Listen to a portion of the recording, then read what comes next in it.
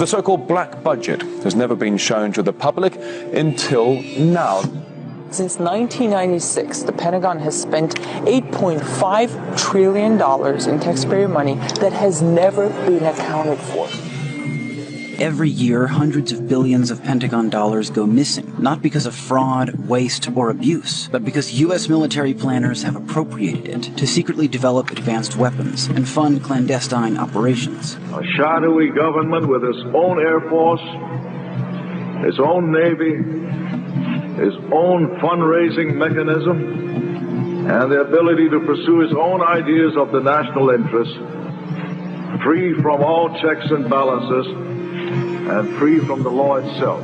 Senator Daniel Inouye is speaking about the Unacknowledged Special Access Programs, or USAPs, an entity that uses taxpayer dollars, but is not beholden to domestic laws. Unacknowledged Special Access Programs are not to be confused with special access programs that are acknowledged. Edward Snowden, for instance, disclosed, among other things, a program called PRISM, but PRISM was acknowledged, meaning the President, Congress, and key members of the intelligence community knew of its existence. USAPs, on the other hand, are small, top-secret compartments whose very existence is not known by anyone outside the compartment. A Department of Defense manual describes USAP as follows, quote, unacknowledged SAPs require a significantly greater degree of protection than acknowledged SAPs. A SAP with protective controls that ensures the existence of the program is not acknowledged, affirmed, or made known to any person not authorized for such information. All aspects, technical, operational, logistical, are handled in an unacknowledged manner, end quote. This means that no matter who it is, high-ranking official or otherwise, if one were to ask about such a program, one is authorized and required to deny its existence entirely. And what kind of operations would require such monumental secrecy? So if you go all the way back to Norbert Wiener, the goal of creating artificial intelligence was for them to become gods, to create an all-seeing eye. And the cybernetics group really that basically dictated the direction for this project was intertwined with the CIA. And what's interesting is out of the cybernetics group came two fundamental projects. So one was the creation of a personal computer, and the other one was MKUltra. Their goal is to create this global computer that sees all, sees everything, and where the humans evolved to create a collective mind. And according to Francis Hayline, because Francis Hayline says that religions have failed us, most ideologies have failed us, and the world is in chaos, and we now need something to unite us. And he said that if we can create this artificial intelligence and this global mind, then humanity will finally have something to worship.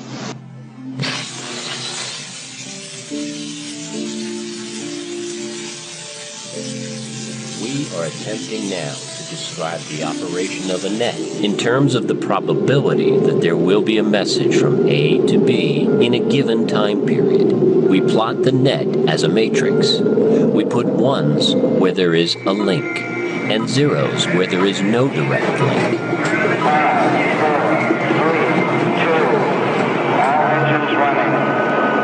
Launch commit, liftoff.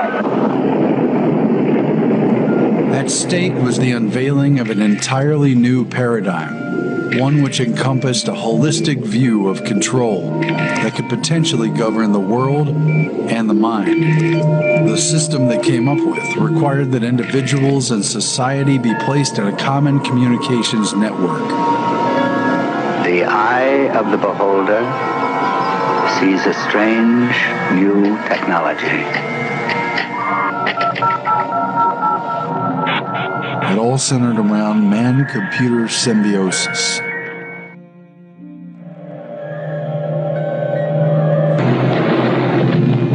Would you advocate a world ruled by scientists and by the super brains?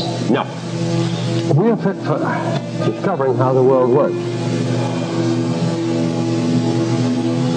We're not fit for telling other people what to do. Cybernetics was first described by Norbert Wiener as communication and control in the animal and the machine. We have contributed to the initiation of a new science which embraces technological developments with great possibilities for good and evil. This was especially so, since the computing machine had already reached a point of such complexity that it threatened man's freedom to make individual decisions. We do not have a choice in suppressing these new technological developments. We can only hand it over to the world that exists about us. There are those who hope for the good of a better understanding of man and society that may anticipate and outweigh the incidental contribution we are making to the concentration of power. I am compelled to say that it is a very slight hope. Wiener, Rosenbluth, and Bigelow presented the ideas of their paper, Behavior, Teleology, and Purpose. It was written in 1943, but couldn't be published until 1947 due to secrecy.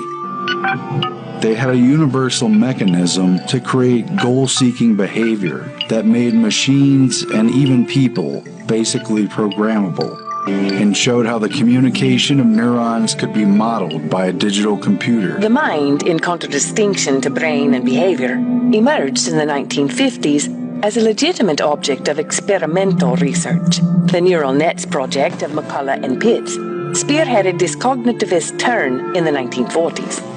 Science of mind thus became a science of signals based on binary logic. Neural nets bridge the gulf between body and mind, matter and form. The comparisons between the central nervous system as an electronic machine and the digital computer as an artificial brain boiled down to questions of logic, mathematics, and the very nature of reality itself. Many of the cybernetics members were now talking literally about constructing an artificial matrix. A matrix is supposed to give birth, not receive. And yet what I want to talk about is very definitely the birth of a matrix. The matrix has been a growing thing, getting more and more complex, wider and wider in its scope, and, I believe, more and more fertile as time has gone on. And with the advent of things such as the D-Wave computer system and the new quantum computers that they're building and the 5G grid, it's about to be taken to the next level. And what we are heading for is a surveillance system and a lockdown of unprecedented proportions. The first generation wireless 1G was voice. The second generation 2G allowed both talk and text. The third generation, 3G, the internet, in a limited way. And today's technology, 4G, completed that digital migration. But if anyone tells you that they know the details of what 5G is going to become, run the other way. The internet will be replaced by BrainNet. It is called the Sentient World Simulation. The program's aim, according to its creator, is to be a continuously running, continually updated mirror model of the entire planet, complete with billions of nodes representing every person on the Earth. This was a white paper put out by Purdue University in 2006, and the Sentient World Simulation, SWS, went live in 2007, which represents every person on the planet within this computer matrix as a node, and every node is given an avatar, an identifier. And that is real-time, 24/7 monitoring of every person on the planet. This is primarily, but not exclusively, facilitated by the adiabatic quantum computers produced by D-Wave Corporation. There will be a virtual version of your brain as far as data is concerned, of what molecules, what chemicals, and whatever make up the actual physical brain. That data could be stored in the computer. What I am principally is not this material stuff, but a pattern of information. Well, then if the pattern is the essence, and if you copy the pattern to whatever level of precision you need, then that copy that has the exact same pattern should be me. At the time of initial reports on the program 5 years ago, there were only 62 country-level simulations being run by the US Department of Defense. These simulations grouped humans into composites, with 100 individuals acting as a single node. But already at that time, The US Army had used the systems to create a one-to-one level simulation of potential Army recruits.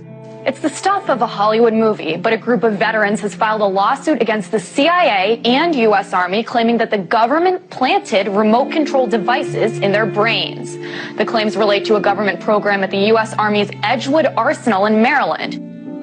The ultimate aim would be to archive enough data on each individual to be able to make a computer model of everyone on the planet. And of course, they're being joined by Lawrence Livermore National Labs. They have, get this, high-fidelity neural recordings. They're trying to do everything they can to map and to record your memory. It's not enough for them to record all of our metadata, not enough for them to record all of our phone conversations, as the former head of the NSA said. He said they want total population control. That's how you do it with these brain projects. Out of disclosure, some of the work that I'm doing here today is funded by the Lawrence Livermore National Laboratories. I'm also funded by the European Union Human Brain Project, specifically the Sub-Project 12, where I'm a task leader for dual-use brain science. And I've also done some ongoing work with the Strategic Multi-Level Assessment Crew over the past 10 years at the Pentagon, that's Dr. Kabayan's group, and with DARPA. Military agenda is interested on the potential weaponization and misuse of the brain sciences for nefarious agenda for political, intelligence, and military use. That's why the European Union and President Barack Obama want to spend $1 billion to map the brain. You see, once you map the brain, then you can begin to connect the mind to computers, telepathy, telekinesis, recording memories, photographing dreams, things that you see right in the Hollywood movies will be able to perform. Note, this has not been directly addressed, nor has it been entertained by any United States government entity in a public forum. What has gone from the drawing board to the reality is this: the use of neural interfacing and physiological interfacing through the idea of remote-controlled small-scale systems to create a nanoswarm of biopenetrable materials that you cannot see, that can penetrate all but the most robust biochemical filters, that are able to integrate themselves through a variety of membranes, mucous membranes, and wherever, mouth, nose, ears, eyes, and they can be done in such a level that their presence is almost impossible to detect, and as such, the attribution becomes exceedingly difficult to demonstrate. The idea here is to put minimal-sized electrodes in a network within a brain through only minimal intervention to be able to read and write into the brain function in real time, remotely. Take a look. This is the front of my pen. This amount of nanomaterial, if be able to maintain and sustain with regard to its deliverability and aerosolization, could in fact affect all of you.